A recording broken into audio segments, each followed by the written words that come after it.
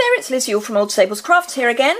Welcome back to my YouTube channel, and this is the project that we're going to make today. This is actually courtesy of one of my lovely subscribers who sent me a little parcel a wee while ago, actually. I feel slightly embarrassed by how long ago it arrived. But a wee parcel of little things she'd found in a local shop that she thought would make a good basis for projects for me to make on my YouTube channel. So thank you very much to her. And I am sorry I hadn't got round to doing these sooner. However, we're here now. So let's have a look. I'll just slip this off. This is a little scented sachet. This one is in lavender, so I've married it up with the Perfect Plum because, as you can see, it's really not a bad match. And it's a little pizza box, so that just tucks nicely in there, and then the ribbon goes round. This is using the, now what's it called, Birthday Memories Designer Series paper. Now, as you probably remember, we now have on the back of all of the Designer Series papers this label which tells us all of the colours that are used in the paper. Normally there are, you know, maybe 4 or 5. This has a huge, great long list, which is actually quite good because it means that there aren't that many colours that wouldn't really work. Perfect Plum, I have to say, is not one of the colours listed. And yet here I am using Perfect Plum, and I think it works. But then I would, because I've used it. So this is from one of the sheets of pattern paper, obviously. Now I don't have the matching stamps and dies. I only have the papers, and these are they. I'm only going to do a quick flip through. That's a huge piece. I'm not quite sure what one would use that for. I suppose it could be the beginning of a scrapbook about a birthday, possibly. We will be using this one in a moment. These poodles are kind of, I don't know, birthday really, but there we go. And it's this paper that I used first. And there we are. Now, the thing with this, oops, I think I've just hit the camera, sorry for that. The thing about this particular suite, if I grab my catalogue, let me see if I can find the suite. That would have been a useful thing to have done before I started recording. But, you know, when did that ever happen in my life? Planning, huh? Right, I've got to birthdays, so that's always useful. Let's hope it's soon. Oh, here we are. So this is, I don't know how much of that you can see. Oh, most of it. So this is the Birthday Memories suite. Now, most bundles would be a stamp set and the matching dies, because the dies would match the stamps. And indeed, that is the case here. So the dies do indeed match all of the framelets. So there's a balloon, there's a flag, the fox, this bunch of flowers, etc., etc. But, and here's a big but, they also match some of the papers. So this bundle, and you get 10% off as ever because it's a bundle, is not just the stamps and the framelets, it's also the Designer Series paper. So if this is a look that you like, then the bundle is really a brilliant way to go because you get almost the whole suite. The only thing you would then need to add, or you wouldn't have to add, is some matching cardstock, some of the stitched edge ribbon, which is really cute, and some of these little honeycomb balloon embellishments, which, can you see those? Can you see those down there? These little embellishments here, which come flat and you open them up and they're all honeycombed. So, yeah, this is something to, as I say, if it's a style that you like, then don't just look at buying the paper without realising, or the stamps and the dies, without realising that the paper is part of the bundle as well. So let's have a look at the maths of this actually. Let me find once upon a time, somewhere on my desk, I had a calculator. I did, honest. I was using it earlier this afternoon. Oh, there we are. Put it away. That was a silly thing to do. So let's have a look at this. So the paper is £10 and the stamp set is 24 and the dies are 28. So that makes £62. So 10% off, which brings it down to £55.75, is £6.20. That doesn't sound quite right, does it? Let's try that. Times 10% minus equals 50. Ah, you get even more. It comes down to £55.75. Actually, it would be £55.80, but they're giving you more off. Ha ha! Brilliant. It's probably something to do with exchange rates and stuff like that. So you get £6.25p. No, more than that. Anyway, more than £6 off, which is like half your paper pack for free. Oh, brilliant. So, yes, marvellous. In fact, you could get the honeycomb embellishments or the ribbons, add that into your order, and it's like buying the other three things at full price. Hurrah! Love it, love it. So, back to this. So, this was for the lavender scented sachet. This is a rose scented sachet. Now, this was a slightly more interesting colour to match up, because I was thinking of the darker colour, the darker tone. But actually, I've gone for Blushing Bride because it's pretty close to sort of one of the tones in there. Calypso Coral was too orange, and both Powder Pink and Pink Pirouette were just a little too blue, so I'm going with Blushing Bride. But I'm doing it slightly differently this time, because why wouldn't I? I'm going to do it the other way. I'm going to do it long and thin rather than short and fat. So this is short and fat, and this one's going to be long and thin. Now, as ever, all the measurements will be on my blog. The associated blog post will be linked below, so don't worry about writing things down. But the thing to bear in mind is that this makes, from each sheet of cardstock, you could make two. Obviously, they'd need to be in the same orientation, so they're either long and thin or short and fat, but you can make two boxes out of the one piece of cardstock and have a teeny weeny bit left over.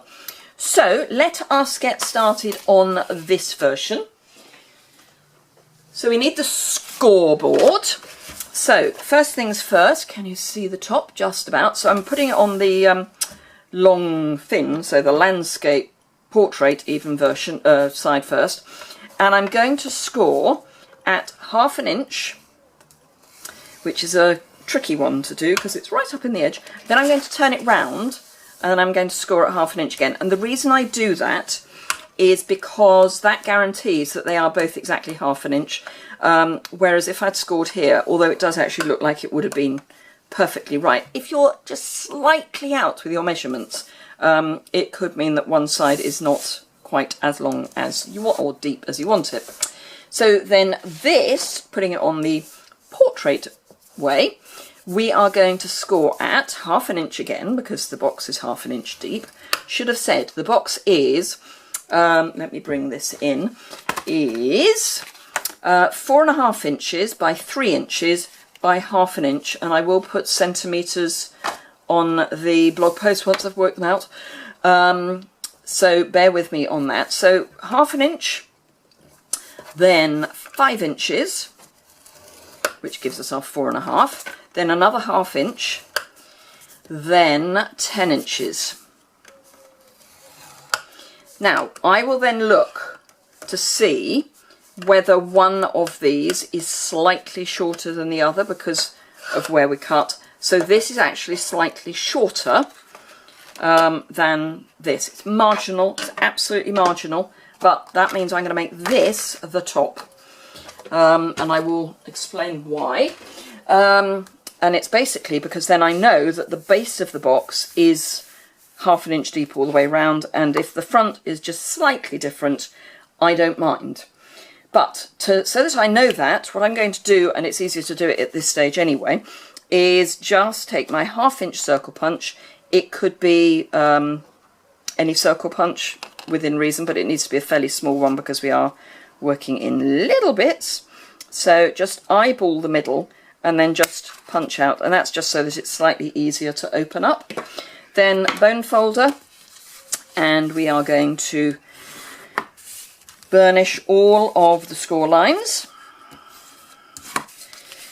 Now, earlier today, and I'm hoping it has now finished because it is Friday I'm filming this, earlier today my next door neighbour was having some building work done, and I knew that today was my filming day because in my lovely Love Today planner it says so. And do you know how I know that it's my filming day and that it says so in my planner? It's because it says filming! So yes, place order for classes and stock update, which was earlier in the week. Filming! Oh, and that's a card from a lovely friend / customer of mine, wishing me a good anniversary, and some of you will have spotted the anniversary, but I shan't dwell on that. So yes, that's why that was about. Right, okay, so we've burnished all of our score lines. We know this is the front. Now, I think it is nicer, and this is what I've done here, if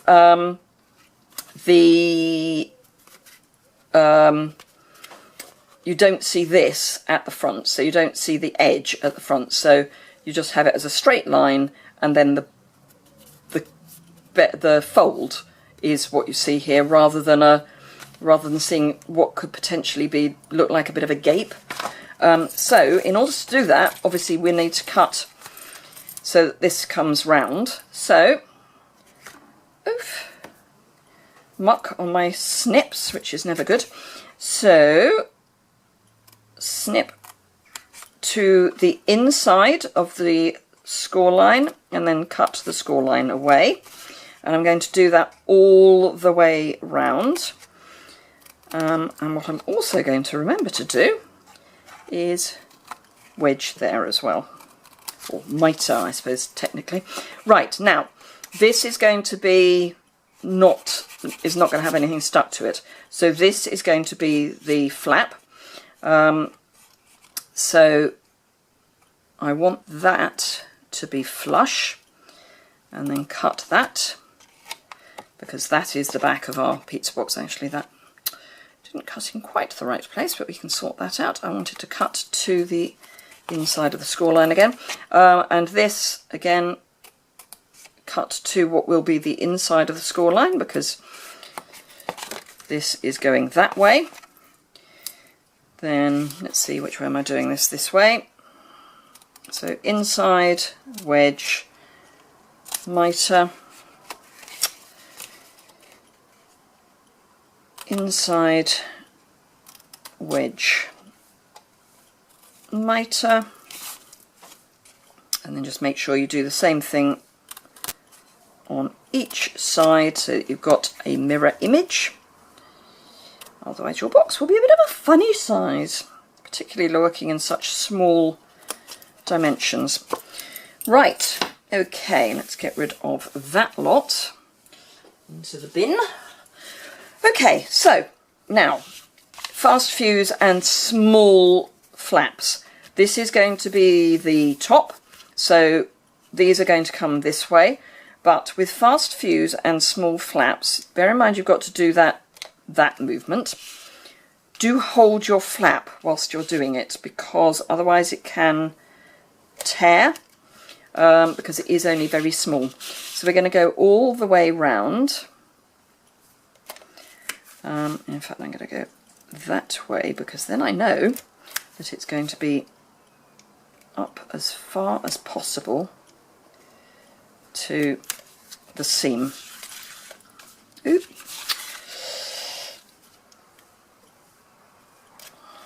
Fortunately today's not quite as hot as it was yesterday. I think we are a mere 26 degrees outside, whereas yesterday it was nearly 29 degrees in my craft room. Ooh, missed a bit. Need some more there. Yep, that'll do. Right, so let's do the lid first. So we're folding that into the back and then lining that up. Same again here. And lining that up. Then these are going this way because this is the base. So we've done our lid and now we're doing the base. It's probably actually better to do the base and then the lid, but there we go. I didn't. So you can learn from my mistake.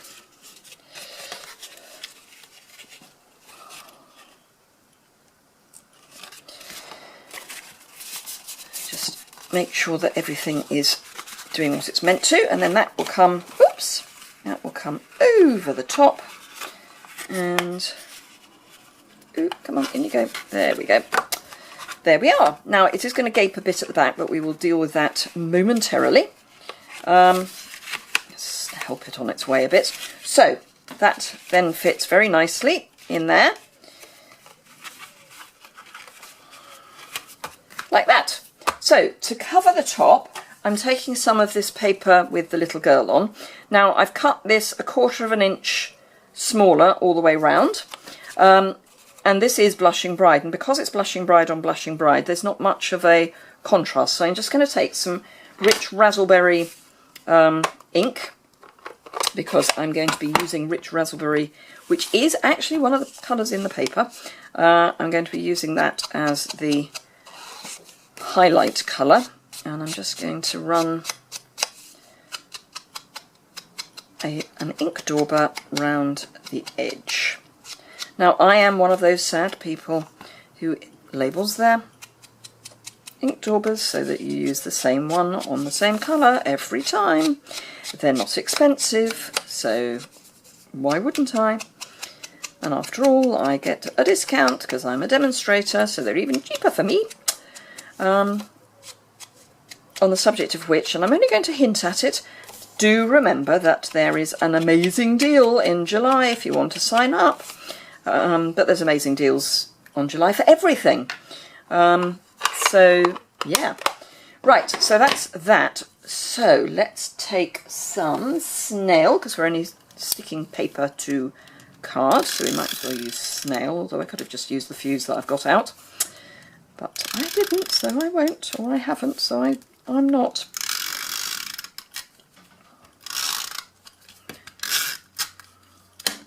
Right, so let's pop this down.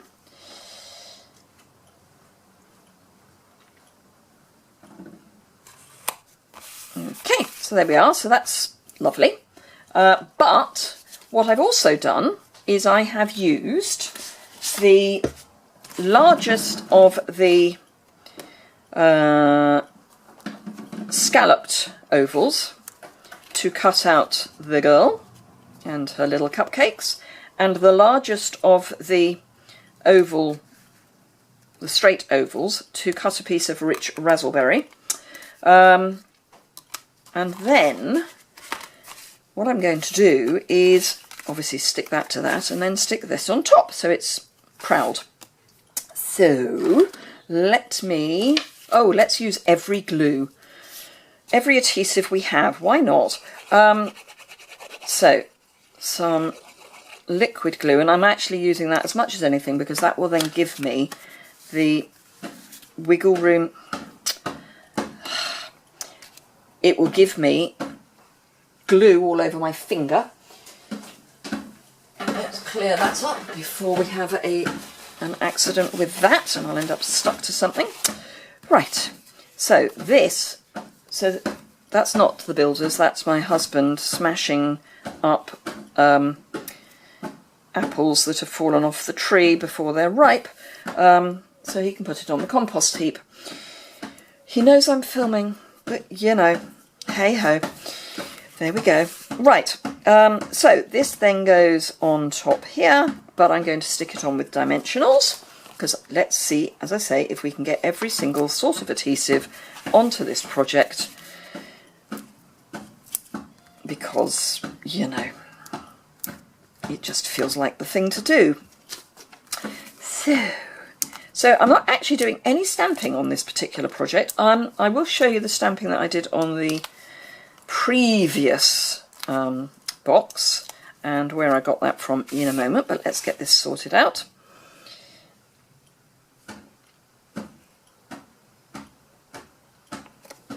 There we go.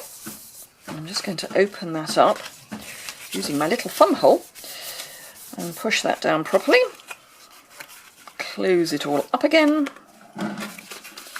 and I'm just going to encourage that in a bit more. That's better. And there we go. Now, you could add ribbon, but I don't think this one really needs ribbon. But if you did add ribbon, it would need to be a narrow one. So those are the two projects. That one did have ribbon around it. This I stamped using the Happy Birthday Gorgeous stamp set, and I used the Hooray and the balloon background, and you can punch those out with the double balloon punch. This was in Perfect Plum, and I just stamped off the dots twice, so this is 3rd generation, and then I did the Hooray as 1st generation. So there we are. So thank you very much to my subscriber for sending those through. There are some other bits and pieces that she very kindly sent as well, so projects on those will be coming soon. In the meantime, jump over to my online store. There's a link to that below to get the bits you need to make this. If you've enjoyed it, give it a thumbs up. If you aren't already subscribed, hit the subscribe button. Come on, you want to see more. So hit that subscribe button and go and have a look at all the deals which are detailed on my blog. And as I say, the post for that and the measurements and all that good stuff is linked below. Thank you very much indeed, and I will see you again very soon. All the best. Bye.